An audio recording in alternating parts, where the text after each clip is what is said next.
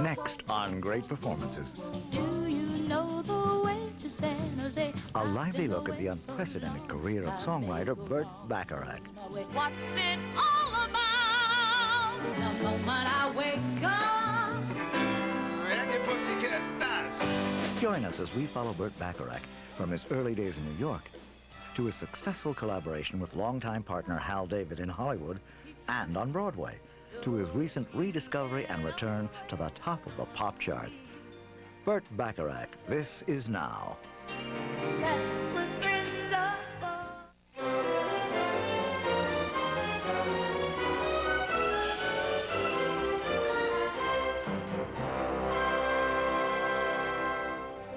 Great Performances is made possible by the National Endowment for the Arts, the Corporation for Public Broadcasting, and by the annual financial support from viewers like you. Now, I would like you to meet a man whom I love and admire. I've loved and admired him for a long time. But ever since we have been traveling together all over the world, I admire him even more. I can't love him very much more. He's my arranger, he's my accompanist, he's my conductor, and I wish I could say he's my composer, but that isn't true. He's everybody's composer. Burt Bacharach.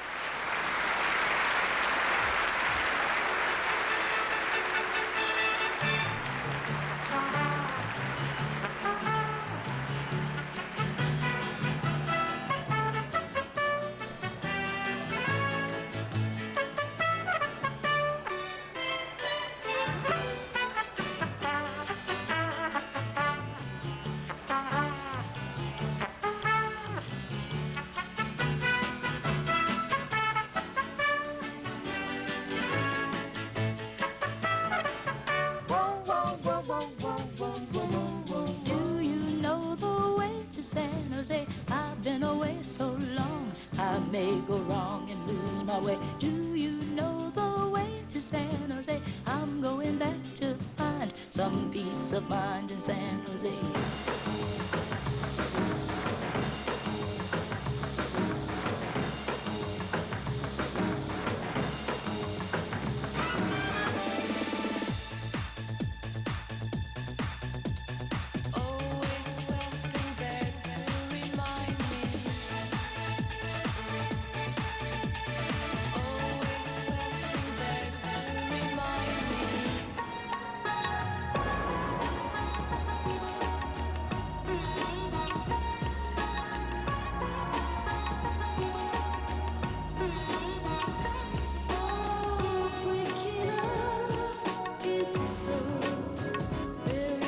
I remember when Mark, my mate Mark, said, "Do you like Burt Bacharach?" I went, "Never heard of him." And I was about, I don't know what, I was in my 20s, I went, "Never heard of him." They played me all these songs and I knew every single word to every one. They'd all been there subconsciously, like, for years, What's new, pussycat? Whoa, whoa, whoa. What's new, pussycat? Whoa, whoa, whoa, whoa. The moment I wake up, before I put on my makeup, I say a little prayer for you. Oh, yes, I do. Turn this house into a home. When I'm trying to say, turn the key, oh, please be there, still in love with me. Burt Bacharach is back. Not that he ever went away. He altered the course of pop music in the 60s, and now he's being rediscovered by a new generation for whom he is both icon and inspiration. I think a lot of people like Burt Bacharach because they think it's kitsch. And then there's a generation of songwriters who I think respect him immensely for what he's done, for the songs that he's written, He's a big hero of mine, I suppose. A big songwriting hero.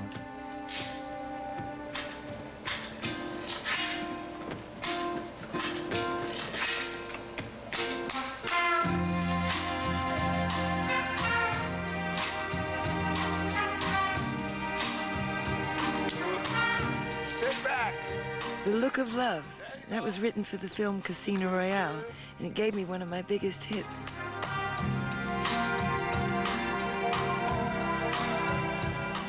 I started composing pop songs with the second act that I worked with. I thought, well, that's what I'll do. I'll quit this job. I was married for the first time. I'll come home and I'll try to live a married life and write 100 songs a day, or 4 songs a week. It's so easy. There's nothing to it. So I went a year. I went a year without ever getting a song recorded. And that's hard. That's tough.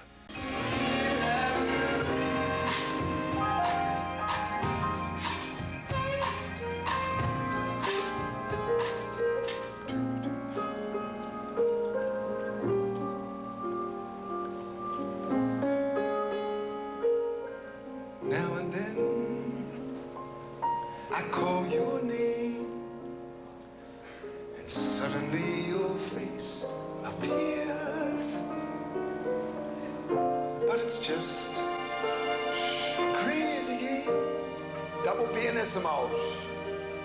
When it ends in tears. I started studying composing. I studied with Darius Milhaud in California. And I had written this one sonatina that summer for violin, oboe, piano. And I was very ashamed, very kind of nervous and ashamed of the second movement because it was very melodic. And we were all writing very dissonant music in the class, and that was the vogue at the time. And influenced by Henry Cowell and things like, you know, that kind of fist to the piano, kind of prepared pianos and things like that. And so I had this thing that really sang and was very melodic. I think that I had a lot of reservations about it. And maybe he picked it up. I never said anything to Milo. But he probably felt, and he said, Burt, you never, ever feel embarrassed or discomforted by a melody that people can remember or whistle. And that really kind of like made a big impact on me. Really big impact. Magic moments when two hearts are filled. Magic. I had a big thing about being small. My dad was this great kind of athlete. That's what I aspired to be, like an athlete. I just hated taking piano lessons. And I'm sure I did the early part because my mother wanted me to do it. While taking a sleigh ride.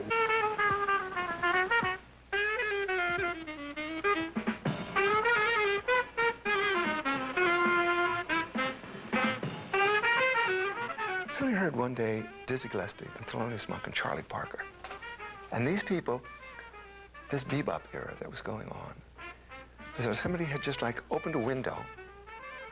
I never heard any music like that. I never imagined any music like that. And whenever I could, I would come in from Forest Hills, where I was growing up, and I'd get a free ID card to get into those clubs on 52nd Street. At the same time, I started hearing, somewhere in that one-year period, there was a piece by Ravel called Daphnis and Chloe, the Daphnis and Chloe Suite 2.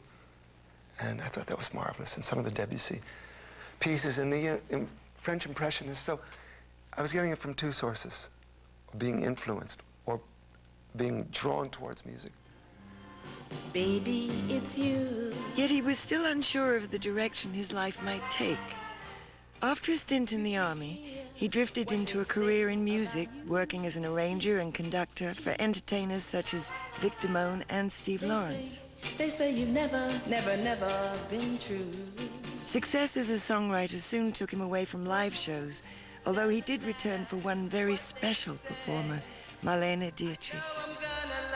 And I was very intimidated by Marlene at first because she's very overpowering, very powerful presence.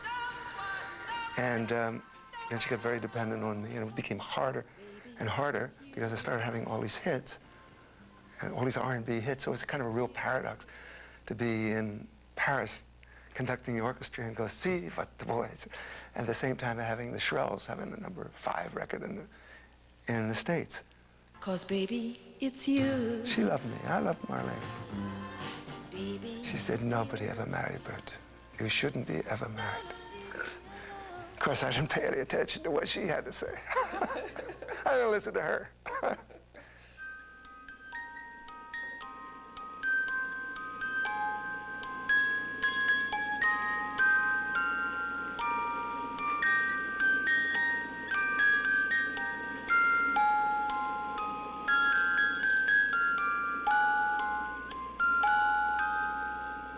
Oh, I think I've got a music box of maybe a half dozen or a dozen of the songs Burt and I have written together. Burt and I met at the famous music company, which was in the Brill Building, the Tin Pan Alley of New York City.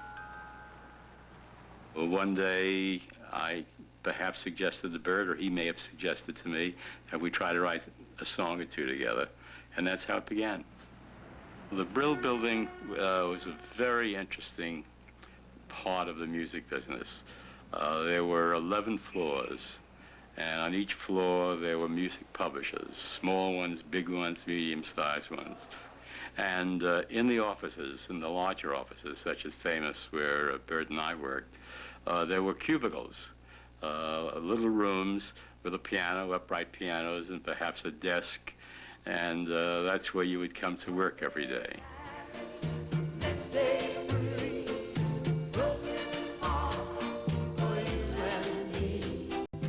I met Burt first.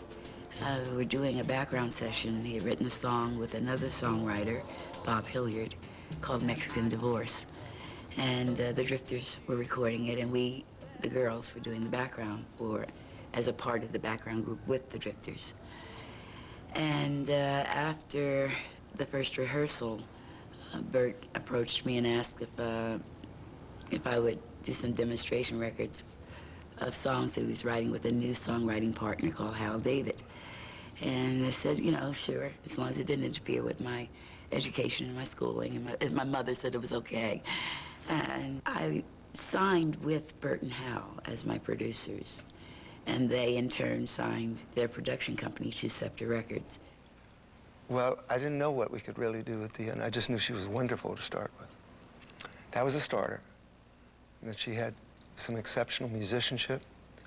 And as Hal David and I started to write for her, the more we recorded, the more we wrote, the more we saw what she was capable of doing. Don't make me over.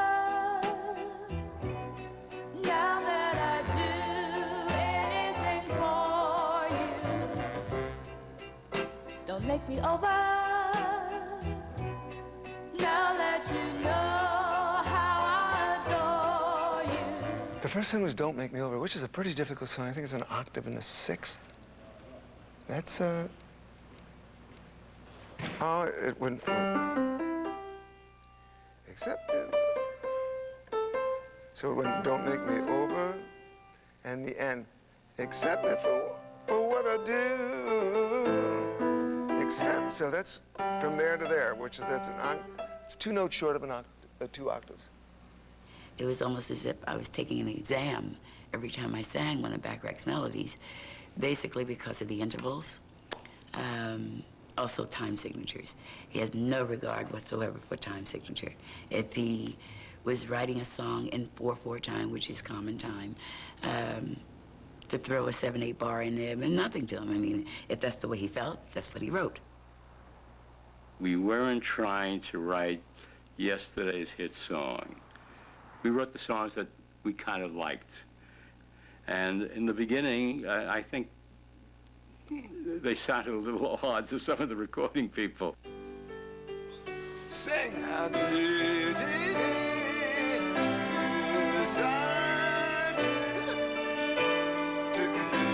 and your pussycat nice.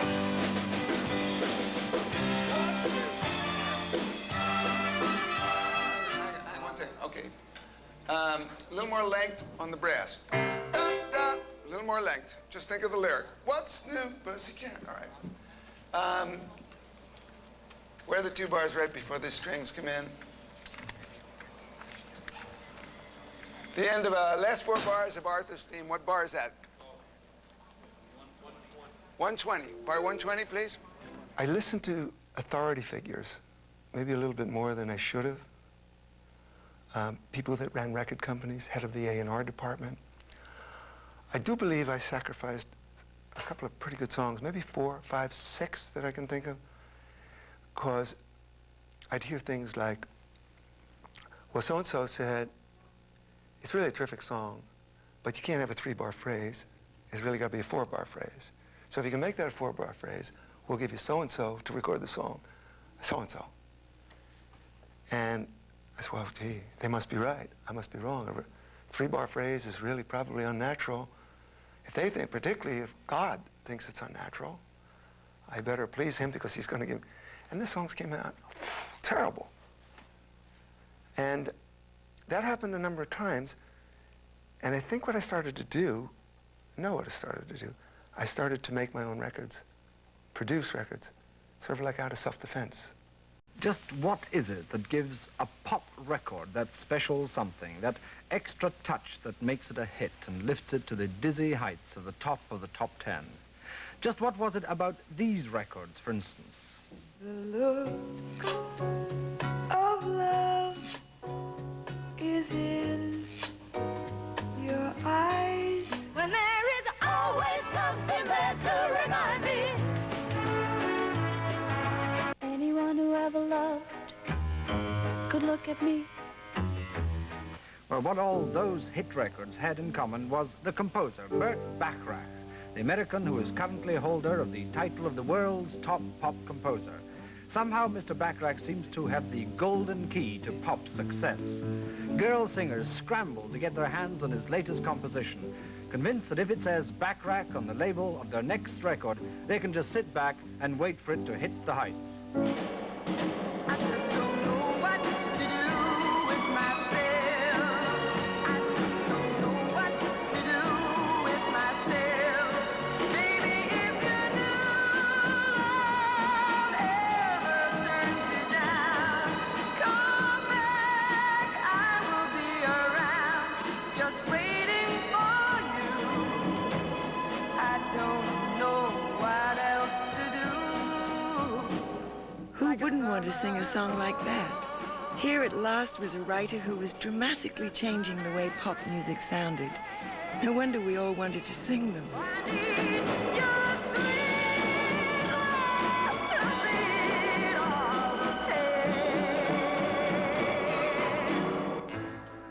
Anyone who ever loved could look at me and know that I love you.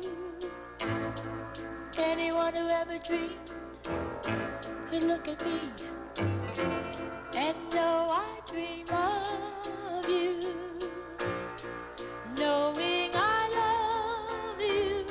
So it was very, very, very chic, and I thought it needed to have that common touch, or the commercial touch, as it were. And we got Johnny Pearson to arrange it, and George Martin, my recording manager, fiddled about with it. And hey presto, it was the #1. And Dionne was dead choked, and she's never ever forgiven me to this day. I say frequently, and I truly mean it, that if in fact the organ had made a mistake, or if I had coughed during the middle of the song, Scylla would have coughed, and the organ player would have played a wrong note. That's how verbatim they copied exactly what was recorded. Subsequently, I must say that Walk On By was the next release, and I dared her. I literally dared. I dare you to. No. if you see me walking down the street and I start to cry, please cry with me. Do it. 'Cause it'll be louder now. All right. Let me believe that you don't see the tears. Just let me grieve. It's running 'cause each time I see you, I break down and cry. I think there was an osmosis that took place. Dionne's voice was suddenly in my ear. I could hear her. So when I wrote a lyric and the words that fell on certain accents sounded like Dionne sounded to my ear. I think Burt, again, you know, probably sitting down in his piano and in his mind, heard Dionne in his ear as well. And she heard us.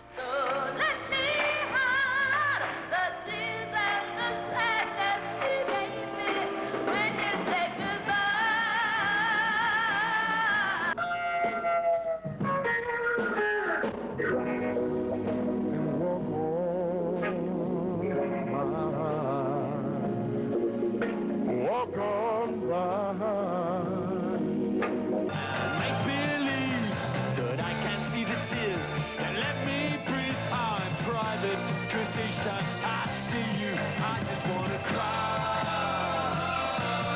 Walk on by, walk on by, walk on by. I just can't get over losing you, and so it must seem broken and blue. Walk on by.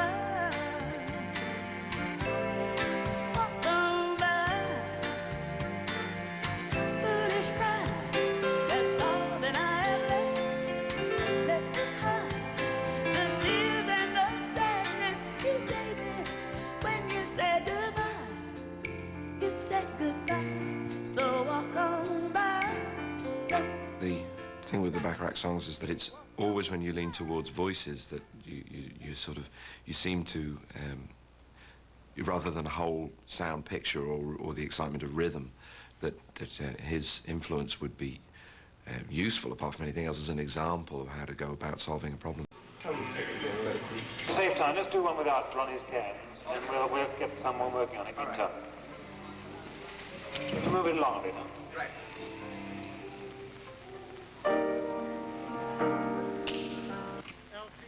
I got this demo from Brian Epstein, my manager, and I listened to the song, and it was some fella singing, Alfie, and I actually said to Brian, I can't do this. For a start, Alfie. I mean, you call your dog Alfie. I mean, I'm sorry. I mean, you don't say. I can't sing a song, what's it all about? Alfie. You know, can't it be Tarquin or something like that? What's it all about, Alfie? Is it just for the moment we live? What's it all about when you sort it out, Alfie? One more. But it was ever so difficult, because the range in it was unbelievably hard. So when I started the song in the soft voice, it was awfully difficult to get all that energy up from, literally from my boots to really go for that high note. It was hurting me. I was hurting. It's your feeling better out there. My goodness. But I want to go on all night, though. I'm hard on the singer. I don't think she knew it hit her. We must have gone 28, 29 takes with her. Had it up early, but I kept going. Can we get better than that? Can I get one more? That'll be a little bit more. A little bit more, a little better. Just some magic. Without true love, we just exist. I'll be until you find the love you miss. You're nothing else.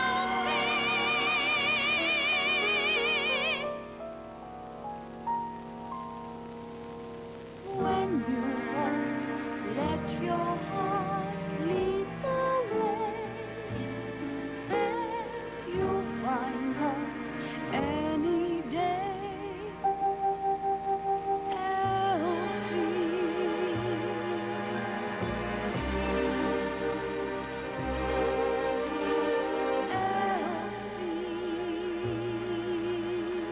I certainly wouldn't have done it for a Quasimodo, because it was Burt and he was gorgeous and so talented, and I enjoyed his company anyway. When you see the picture, I mean, he's terribly handsome, you know. you know, in pictures to this day. And you know, he always seems to be wearing kind of a really cool sweater and white trousers. If I wore white trousers for like 2 minutes, they would be disgusting. And a 4. Right. And a 4. Nobody coming on the downbeat, okay?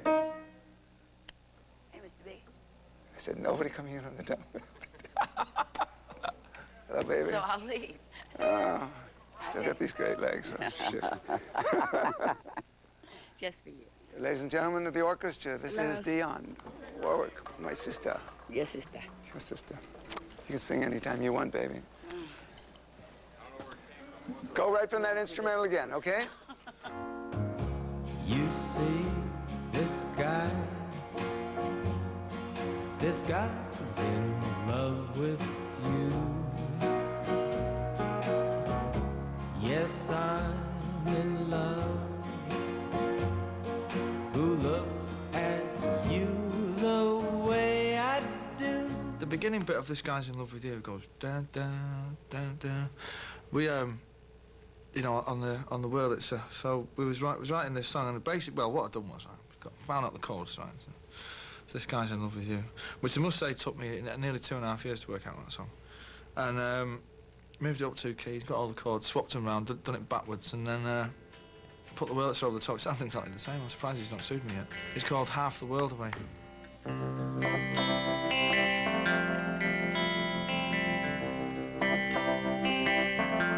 I'm going to cover This Guy's in Love with You one day, though. Definitely. I think that's possibly one of the, well, I would say the best love song ever written.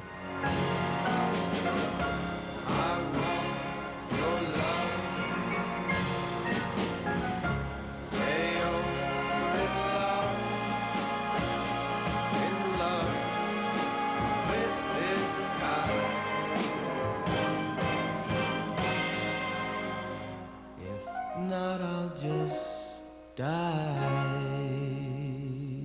Bacharach songs are very simple but complicated at the same time. The structure seems very basic, but when you start looking at the chords and how he moves them, he has his own little way of, his own little design that's specifically his.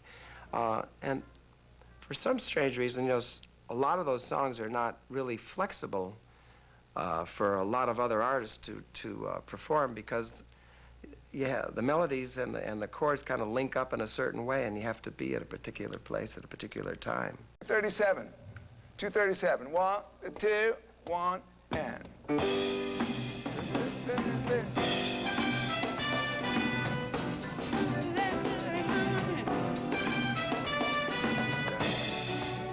Are you breathing? Breathing right before then? Are you taking a breath? It sounds like you play it like you got a long phrase.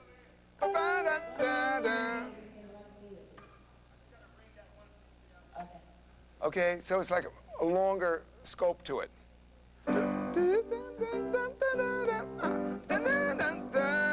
Okay, let's go. Same place. 237.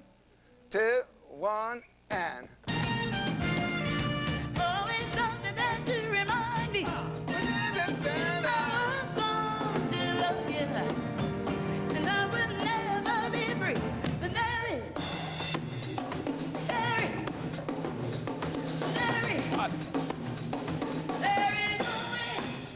A little girl?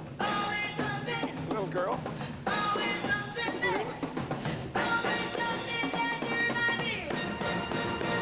Impossible.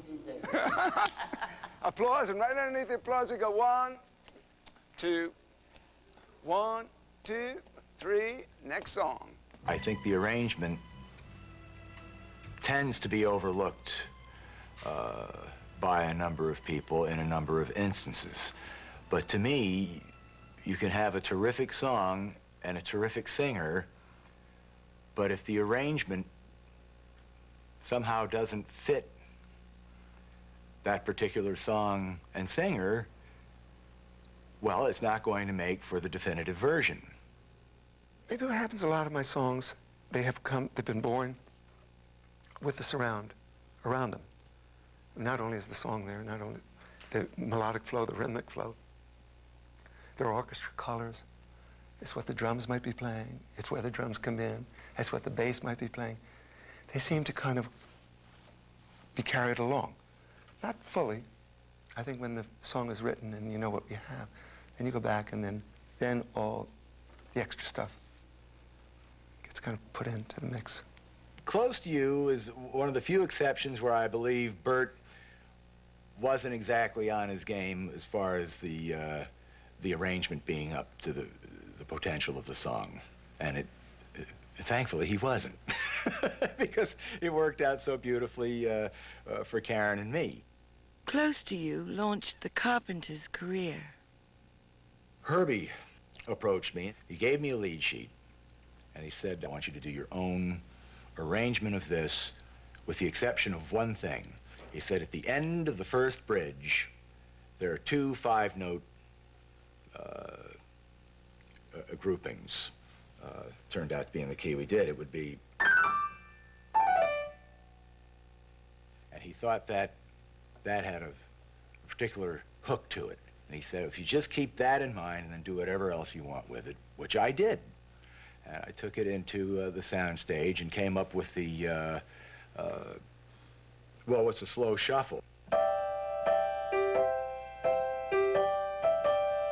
And then we added the vibraphone right there. And then Karen by herself in tempo, why do...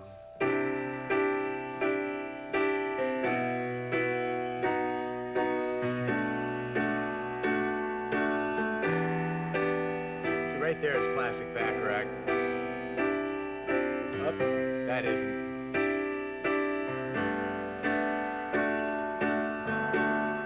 Why do stars fall down from the sky every time you walk by?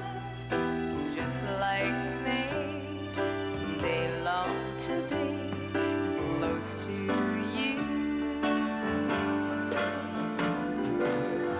The day that you were born, the angels got together and decided to create a dream come true. Soon they sprinkle gold dust in your hair, golden starlight in your eyes of blue. 1970 was a good year for Burt. The theme song from the film Butch Cassidy and the Sundance Kid followed Close to You to the top of the charts. The film score also won 2 Oscars. Just very glad to get it, really. Hal, right? Yeah. And he'd scored a success with his first Broadway musical. Breakthrough in musical writing for the Broadway theater, a unique horizon, you know, different rhythms, different kinds of melodies. Bacharach is the first new original American composer since Gershwin. My acting doesn't really change the world, but I think that Burt's music does. Don't tell me what it's all about, 'cause I've been there and I'm glad I'm out of those shades that bind you, and that is why it'll remind you, what do you get when you fall in love? You only get lies and pain and sorrow, so for at least until tomorrow I'll never fall in love again. Don't you know that I'll never fall in love again, never again. You know that I'll never fall in love again. But after the successes of 1970, it was to be more than 10 years before he had a new song get to #1. Burt was soon to split not only from his wife, Angie Dickinson, but from his 2 closest musical collaborators. We had a great run. We wrote a ton of songs, a ton of material. We had a lot of success together, and we stayed existing as a team until it was like time to everybody move on. It's sort of like a marriage. They decided that they wanted nothing more to do with each other, in the capacity of writing anyway. And because I was obliged to give Warner's a certain amount of albums and produced by Bacharach David, there became a conflict. Basically, there were two people that weren't speaking to each other. So you couldn't expect them to write with each other. And I mean, it's just logic. And unfortunately, because of the problem, I would have been sued by Warner's if I had not sued Bacharach David. And that's the story, folks.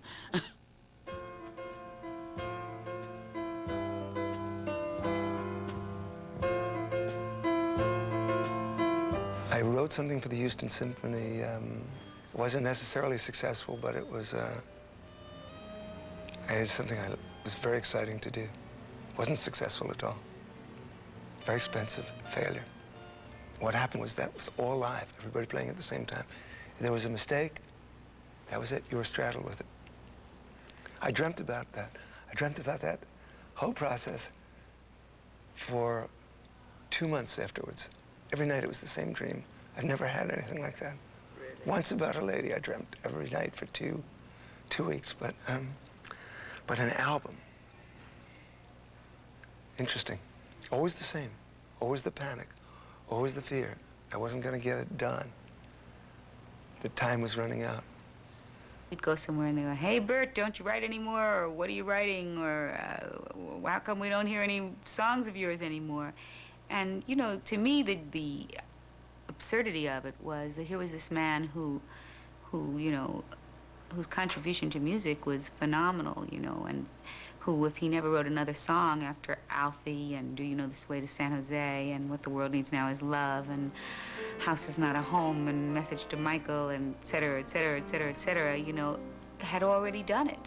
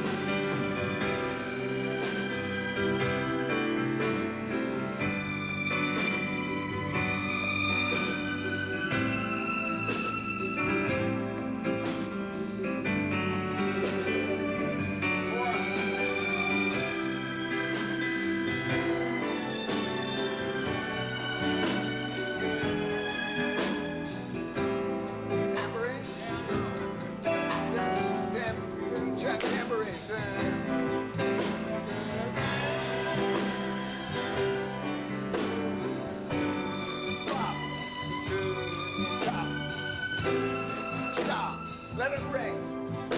More ring. More ring. He was the guest host on a talk show for the week, and I was one of the guests on the talk show. I went on to sing a song, and after the show, he said, "Would you like to have dinner with me one night, and would you like to write a song with me one day?" And I've, to this day, never really figured out which he said first, because I think that would be a key as to what happened with our marriage. But I never did figure out, well, did he ask me to dinner first, or did he ask me to write a song first? I think anytime you work with somebody, I mean, this is a general observation. It's not even necessarily about me and Carol, but when you do work with somebody, and you're married to them, it puts us a severe degree of difficulty. You're in a recording studio all day, and then you come home. And I'm not saying that that's how it was, but I'm not saying it wasn't that way either. I think it's very tough. I think it's tough I think it's just tough being in a relationship, being married, without having that kind of strain. You know, you can be in the studio with someone you're married to, and instead of arguing about something that's a real personal thing, you're saying, well, no, the drums should be playing a backbeat with a snare, not the cross stick. No, you know, it can be things like that. In the beginning of That's What Friends Are For, you know, it started bum bum, da da da da da. So I wrote, "I never thought I'd feel this way," and he goes, "No, it's da dum, da da da." I go, "So what's the difference? You know, I'm just get rid of the da dum and go into I never thought I'd feel this way." No, gotta have the bum bum. So I got so, you know, pissed off because it's like, well, it's just a little eighth note, you know, a 16th note. What does that matter?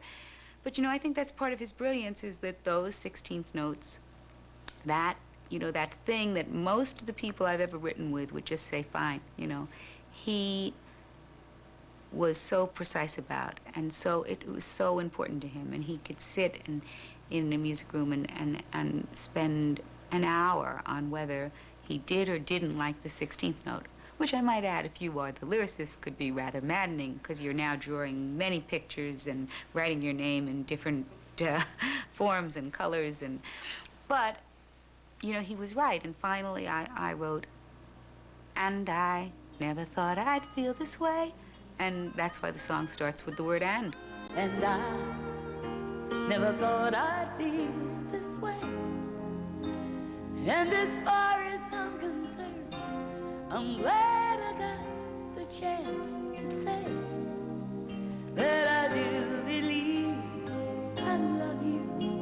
And if I should ever go away, well, then close your eyes and try to feel the way we do today. And then if you can remember, keep smiling, keep shining, knowing you can always count on me. For sure, that's what friends are for. Written for the film Night Shift, Friends was later released as a single to raise money for AIDS research.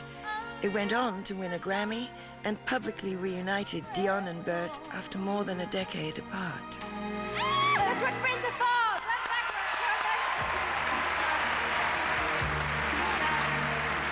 When I met Carol, maybe I wasn't writing music that was so accessible at that time, but meeting Carol, she has a very good sense of a positive direction to go, and she put the blinkers on the horse. Can't write for me, but I feel like I'm writing much better now being with Carol, so.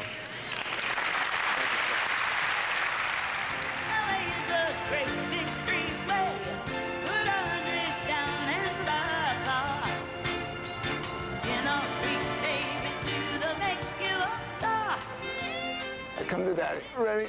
Whoa, man. I thought your foot stuck in the stirrup. Say bye-bye, George. Bye-bye, George. I'm gonna pat in the neck now. Say Okay, bye-bye. pat him right there. Pat him on the neck. Just a little patty there. Give Patty 5. All right, Cool. see you later. All right. When I got involved with racing, it was the one thing that took my mind away from the writing, the recording. Now you got it. Okay. I'm here. All right. Whoa!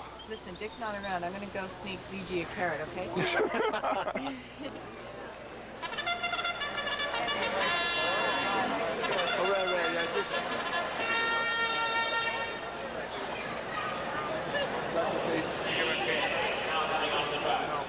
there's a lot of stuff that is so different than in my profession. My profession, everything's kind of like, it's a smash hit. Boffo business. It's a smash. The record's going to #1. Here, everything's kind of understated. I wouldn't call him an easy owner because he's so emotional. You can tell, like he said, he can tell in the sound of my voice what our day with the horses was like. I can tell in his voice the disappointment, up and down, or excitement, which way it went. He's in a good position, right? He didn't have any trouble getting over. So you replace one obsession with another obsession.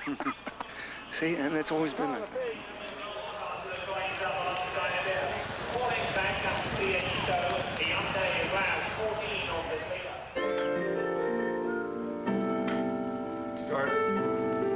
Decades after the success of Promises, Promises, Burt is again exploring the possibilities of a stage musical.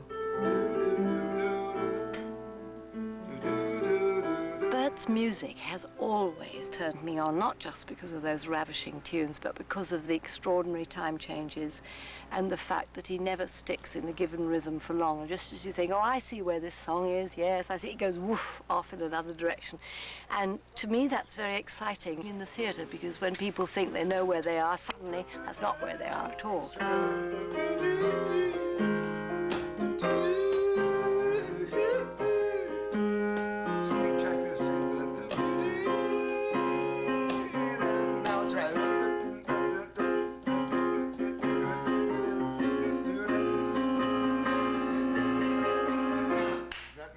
it is urban and it is shimmering and glamorous, and yet there's an enormous yearning quality. There's a great sad soul coming out of it.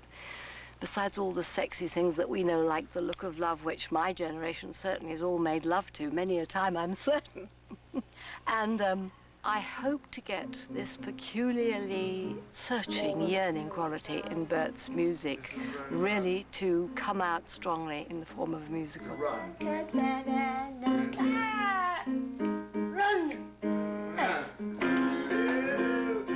You know, I've written with a whole bunch of writers in this last 2-3 years period.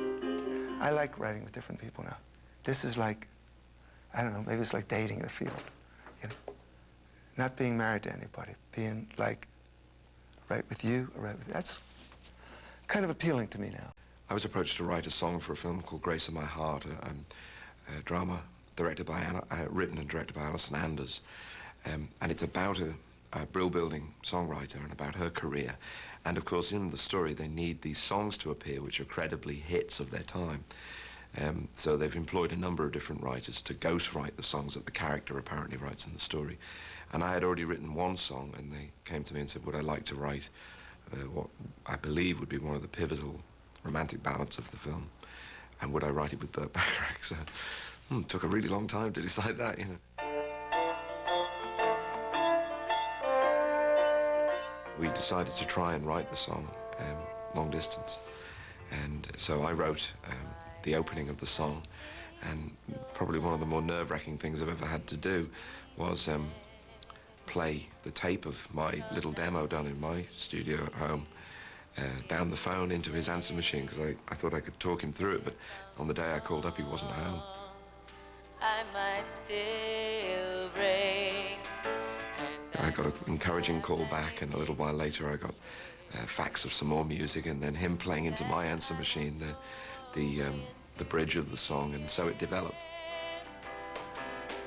That song is sung out. The more I worked with him, and the more I thought about some of the other songs of his that I admired, the more I realized that he's probably one of the rare composers of pop music that have a language of their own, that they favor certain harmonies and certain intervals heavily, and certain kind of voicings, and you realize that these things belong to them. They've become their style. It's Burt. He is unique, not only as a melody writer, but as an arranger. He'd come up with these little arrangemental hooks in his records that were every bit, to me, as important as the melody itself, actually seem like the melody itself. When you hear covers of certain tunes, no matter how differently they're done, those little hooks remain.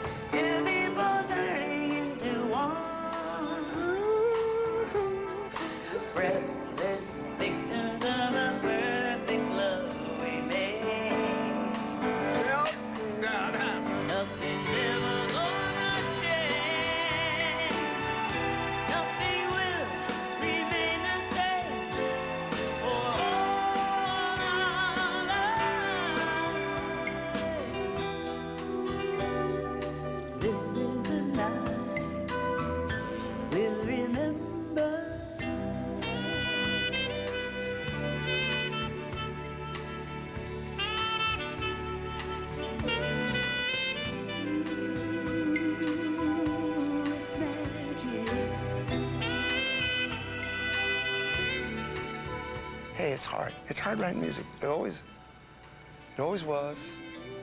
It is now and always will be. Hard for me.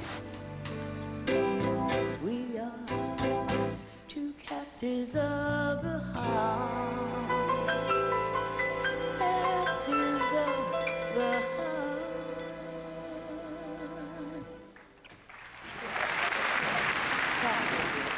It's hot. It's exciting. Feel it. Now, would you say that I worked hard for my money? You worked very hard for your money. It's hot out there. Now, do you all want to photograph me? I'll be in the shower.